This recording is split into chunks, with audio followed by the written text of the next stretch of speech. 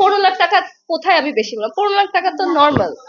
10 লাখ টাকা যদি ইনকাম থাকে, তা আমাকে যদি মান্থলি 5 লাখ টাকাও দেয়, 5 লাখ টাকা অনেক কম, বিকজ সংসারের খরচ আছে, আমার নিজের খরচ আছে, এখন এত জিনিসপত্রের দাম বাড়তেছে বাংলাদেশে, হ্যাঁ, ওইটা আছে, প্লাস বাইরে থেকে আমরা যারা মেয়েরা, আমরা অনেক, আমি নর্মালি আমি মেকআপ ফ্রি, তো বাইরে গিয়ে আমি একটা মেকআপের দোকানে সেফোরাতে ঢুকলেই আমার খরচ হয়ে যায় 2 লাখ 2.5 লাখ টাকা। আমার সত্যি কথা, একদম একদম অনেস্ট কথা।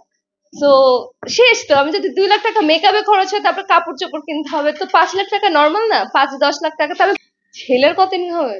15 লাখ যদি বলি না আমার টাকা দরকার নাই, আমার শুধু ভালোবাসা হলে চলবে, এটা একটা ফাও মিথ্যা কথা। এটা আমার জায়গায় যদি অন্য কোনো মেয়েও বলে, এটা একটা ধরে নিতে হবে এটা একটা মিথ্যা কথা। না, বিয়ে করার জন্য এখনো আমি ছেলে খুঁজে পাইনি, আমি স্টিল সিঙ্গেল। আমি চাই আমি পাই ছেলে। তো ছেলে পাওয়ার সাথে সাথে আমি আপনাদের কাছে একদম ক্যামেরার সামনে এসে বলবো যে my husband, meet my husband. লম্বা ছেলে আমার ভালো লাগে না। 6 ফিট যদি হয়, 6 ফিট একদম হবে এরকম আমার ভালো লাগে না। 5'10", 5'11" হতে পারে, প্লাস লাভিং হবে, কেয়ারিং হবে, এই তো গুড পার্সোনালিটি সম্পূর্ণ একটা ছেলে। আজকে কাজ করছেন শিশির সর্দার আমার কোয়ার্টিস্ট হিসাবে, কোনালাপুর গান। তো গানটা আমার কাছে খুব পছন্দ হয়েছে। একটু ডান্স আছে, একটু স্টোরি আছে। তো আমি এক্সাইটেড। এফডিসিতে অনেক মেমোরি আছে। আমি একটু আগে একটা ইন্টারভিউ বলছিলাম যে এফডিসিতে ঢুকলে নিজেকে আসলে মানে সিনেমার নায়িকা মনে হয়। তো আমি ঢুকেই বলছিলাম যে মানে এত সুন্দর সেট আর এত সুন্দর কাজ হচ্ছে, নিজেকে মনে হয় না যে কোনো মিউজিক ভিডিও করছে, মনে হচ্ছে কোনো সিনেমার নায়িকা বা কিছু। আর আগে তো মেমোরি আছে, আমি যখন আমার মুভি শুটিং করেছিলাম বয়ফ্রেন্ড, খুব ভালো ভালো মেমোরি আছে, বিকজ ওইটা আমার প্রথম কাজ ছিল, একটা স্পেশাল কাজ ছিল। দ্বিতীয়তে একটা হ্যাঁ ফিল্ম করেছি, ওটা তো আসলে একটু ডিফারেন্ট ধরনের ফিল্ম। ইনশাল্লাহ এই বছর আসলে করার ইচ্ছা আছে, যদি সব ঠিকঠাক থাকে আমি এবছরে বড় পর্দায় কাজ করবো। একটু বড় চমক নিয়েই করবো, বড় চমক থাকবে না। সাকিব খান ছাড়া কি আর কেউ নেই বাংলাদেশে? সবাই শুধু বলে সাকিব খান, আবার আমি যদি সাকিব খানের কথা ছাড়া অন্য কারোর কথা বলি, তখন বলে সাকিব খানের কথা বললেন না কেন? কি আশ্চর্য! কত আরো কত কত কত আর্টিস্ট আছে, সিয়াম আছে, তারপরে আরো কতজন আছে।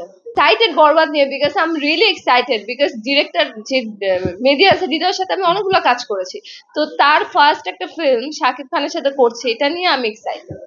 আমি প্লাস আমার ইথিকাকে খুব পছন্দ, তো আমি দেখতে চাই আসলে মানে কাজটা কেমন হয়েছে বা আসলে কতটুকু ভালো হয়েছে। বিকজ তুফান দেখার পর থেকে আমি এস এ দর্শক, আমার এক্সপেকটেশন এখানে ছিল, এখন আমার এক্সপেকটেশন এখানে শাকিব খানের প্রত্যেকটা মানে মুভি নিয়ে।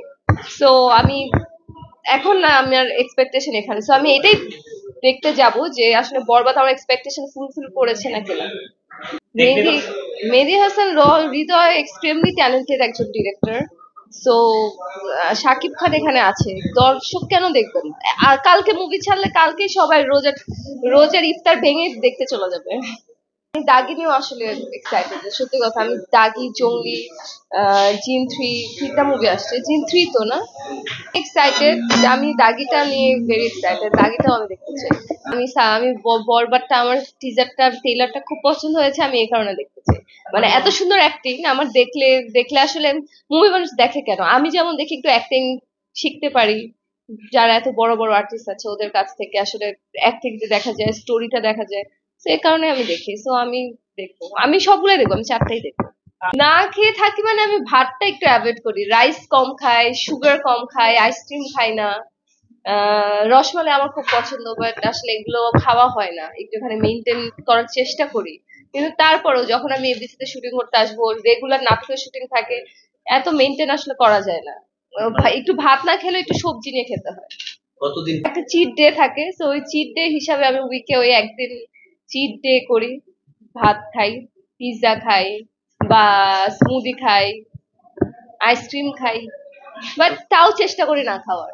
মানে ভাতটা না, আইসক্রিম বা সুগার জাতীয় জিনিসগুলো, এগুলো খাওয়া, এগুলো বিষ। এগুলো আমিও বলছি যে আপনারা কেউ খাবেন না। হিন্দু একটা ছেলে, আর এরকম ছেলে কোথায় বাংলাদেশে আছে? আমি তো একটাও দেখিনি এরকম ছেলে বাংলাদেশে আছে। ঋত্বিক রোশনের মতো বডি কার কেউ আছে? কারণ মেয়েরা হয়তো কিছু মেয়ে বলে যে আচ্ছা ভালোবাসা হলেও চলবে, আমি আমার লাইফের ওই যে পদ অধ্যায়টা ওটা পার করে আসছি, যে আমার টাকা পয়সা কিচ্ছু দরকার নাই, আমার শুধু ভালোবাসা দরকার। সো এখন আমি এটা না, অবশ্যই আমাকে মেনটেন করার জন্য যতটুকু স্টেবল থাকা উচিত অতটুক তো থাকতে হবে, চাই না। আমি শুধু ডায়েট করি, বাসার মধ্যে যোগা করি, আমার একে কোনো টাকা খরচ হয় না, বাট পছন্দ। আর আমার গুড ব্র্যান্ডেড মেকআপ, আমার ভালো ভালো ব্র্যান্ডের মেকআপ আমার একটা ফ্যাসিনেশন, যে আমি মেকআপ জমাবো।